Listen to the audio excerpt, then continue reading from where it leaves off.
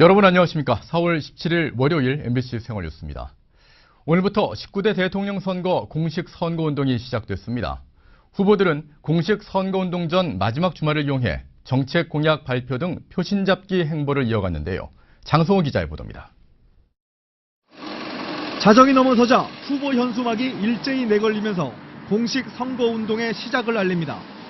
승리를 다짐하는 동영상 메시지로 선거운동을 시작한 더불어민주당 문재인 후보는 보수의 심장 대구에서 출발해 대전과 수원, 서울 광화문으로 이어지는 강행군을 펼칩니다. 일자리 100일 플랜을 발표하며 일자리 대통령 이미지 부각에도 나설 예정입니다. 자유한국당 홍준표 후보는 서울 가락시장과 충남 아산 형춘사를 잇따라 찾아 서민양보 행보를 이어갑니다. 이어 대전과 대구를 찾아 충청과 영남 보수층 결집을 호소합니다. 국민의당 안철수 후보는 인천 해상교통 관제센터를 찾아 안전행보로 선거운동을 시작했습니다. 안 후보는 전북 전주와 광주 등 호남 지역으로 내려가 바닥 표심을 다질 계획입니다. 바른정당 유승민 후보도 서울 종합방재센터를 방문하는 등 안전행보로 선거운동을 시작했고, 정의당 심상정 후보는 철도 차량 기지를 격려 방문하는 등 친노동자 행보를 이어갔습니다. MBC 뉴스 장성호입니다. 북한의 도발로 한반도 위기가 고조된 가운데 방한 중인 마이크 펜스 미국 부통령이 오늘 황교안 대통령 권한대행과 만나 안보 현안을 논의합니다. 오후엔 논의 결과를 공동 발표할 예정인데요. 강력한 대북 경고 메시지가 나올 전망입니다. 김지훈 기자입니다. 펜스 부통령은 황교안 대통령 권한대행과의 면담에서 북한의 도발에 대한 대응과 사드 배치, 중국의 경제 보복 등 현안을 논의합니다. 한미 양국은 면담 결과를 공동 발표하는데 발표문에는 북한을 향해 강력한 경고 메시지가 담길 것으로 전망됩니다. 펜스 부통령은 미국 트럼프 행정부 출범 이후 방한한 최고위급 인사로 이번 방안은 미국이 한국을 배제한 채 한반도 문제를 논의할 것이라는 이른바 코리아 패싱에 대한 우려를 불식하는 계기가 될 것으로 보입니다. 어제 2박 3일 일정으로 방한한 펜스 부통령은 첫 공식 일정으로 서울 국립현충원부터 찾았습니다. 아버지가 한국전 참전 용사이기도 한 펜스 부통령이 첫 일정을 국립현충원 참배로 잡은 것은 한미동맹과 대북공조에 있어 상징적인 의미가 적지 않다는 분석입니다. 펜스 부통령은 방한 일정을 마치고 오는 18일 일본과 인도네시아, 호주 등을 차례로 방문할 예정입니다. MBC 뉴스 김지훈입니다. 트럼프 미국 대통령이 북한이 계속 비핵화를 거부할 경우 쓸 수 있는 모든 옵션을 마련하라고 국가안전보장회의에 지시했습니다. 또 중국을 환율 조작국으로 지정하지 않은 것은 북핵 문제 해결에 노력하는 대가임을 분명히 했습니다. 워싱턴 현원서 특파원입니다. 트럼프 대통령이 북한이 도발적 행동을 지속하고 비핵화를 거부할 경우 이에 대응에 사용할 수 있는 모든 옵션을 마련하라고 국가안전보장회의 NSC에 지시했습니다. 맥메스터 국가안보보좌관은 ABC와의 인터뷰에서 트럼프가 미국과 동맹국을 위협하는 북한의 핵무기 보유를 용납하지 않을 것임을 명백히 밝히며 이같이 지시했다고 전했습니다. 미국은 이에 따라 동맹국들은 물론 중국의 지도자들과 북한에 대해 취할 수 있는 모든 옵션을 테이블에 올려놓고 협의 중이라는 것입니다. What Kim Jong-un is doing is a threat to all people in the region and globally as well. 맥메스터는 또 앞으로 몇 주, 몇 달 안에 북한의 군사적 충돌을 제외한 커다란 조치를 취할 기회가 있을 것이며 그로 인해 최악을 피할 수 있을 거라고 강조했습니다.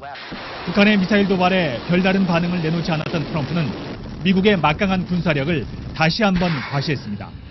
트럼프는 트위터를 통해 미국 군대는 어느 때보다 급속히 강력해지고 있다면서 군사력 증강 외에는 선택의 여지가 없다고 주장했습니다. 또 중국이 미국과 협력하는데 왜 환율 조작국으로 부르겠느냐면서 중국이 대북 압박을 지속하는 대가로 환율 조작국으로 지정하지 않았음을 분명히 했습니다. 트럼프가 북한의 지속적 도발에 맞서 더욱더 적극적으로 나서달라고 중국을 다시 한번 강하게 압박한 것으로 해석됩니다. 워싱턴에서 MBC 뉴스 현원섭입니다. 세월호 참사 3주기인 어제 단원고가 있는 안산과 진도 팽목항 등지에서 추모제가 열렸습니다. 세월호 현장 수습본부는 모레부터 본격적인 선내 수색을 실시하겠다고 밝혔습니다. 나세훈 기자입니다. 참사 후 세 번째 찾아온 봄. 시민들 손엔 제각기 노란 꽃과 풍선이 들렸습니다. 아이와 함께 나온 가족부터 어린 학생들까지 3만여 명의 추모객이 안산 합동분향소를 찾았습니다.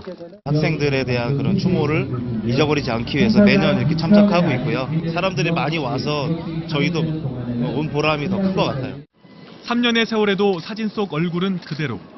참배객들은 다시 한번 다짐을 합니다. 세월호는 어른으로서 죄책감이다. 잊지 말아야 한다. 그리고 아이들의 미래를 위해서라도 이런 일이 다시는 발생하지 않도록. 전남 진도 팽목항과 세월호 선체가 거치된 목포 신항에서도 추도 행렬이 이어졌습니다. 미수습자의 온전한 수습을 기원하는 목소리가 높았습니다. 아직 돌아오지 못하신 선배분들과 다른 일반인 분들이 빨리 돌아오셨으면 좋겠다는 마음이 듭니다. 세월호 현장 수습본부는 모레 미수습자 9명을 찾기 위해 본격적으로 선체에 진입할 계획이라고 밝혔습니다. MBC 뉴스 나세웅입니다.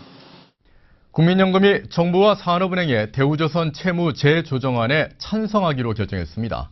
국민연금 기금운용본부는 산업은행이 만기 연장 회사채 상황을 보증하는 조치를 취함에 따라 채무 조정을 수용하는 것이 기금 수익 제고에 더 유리할 것으로 판단했다고 밝혔습니다. 대우조선 해양 회사채를 가장 많이 보유하고 있는 국민연금이 채무 조정을 받아들이기로 결정하면서 오늘부터 열리는 사채권자 집회에서 채무 조정안이 통과될 가능성이 커졌습니다. 회사채 50%를 출자 전환하고 나머지 절반은 만기를 연장해주는 채무 재조정이 이루어지면 정부와 산업은행은 대우조선 해양에 신규 자금 2조 9천억 원을 지원할 예정입니다. 검찰이 박 전 대통령과 우 전 수석을 일괄 기소하면서 지난 6개월간의 최순실 게이트 수사를 마무리한다는 방침입니다.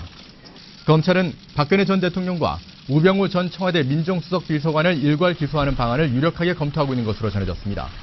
또 박 전 대통령의 뇌물액이 기존에 확인된 삼성그룹 지원액 298억 원에서 롯데 또는 SK그룹 지원액이 추가돼 불어날 가능성도 관측되고 있습니다.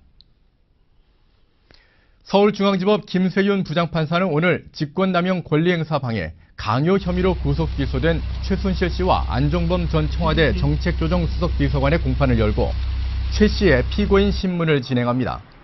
검찰과 변호인은 미르 K스포츠재단에 대기업들이 출연금을 내는 과정에 최 씨가 개입했는지, 이 과정에 박 전 대통령의 영향력이 동원됐는지 등을 둘러싸고 치열한 법정 공방을 벌일 전망입니다.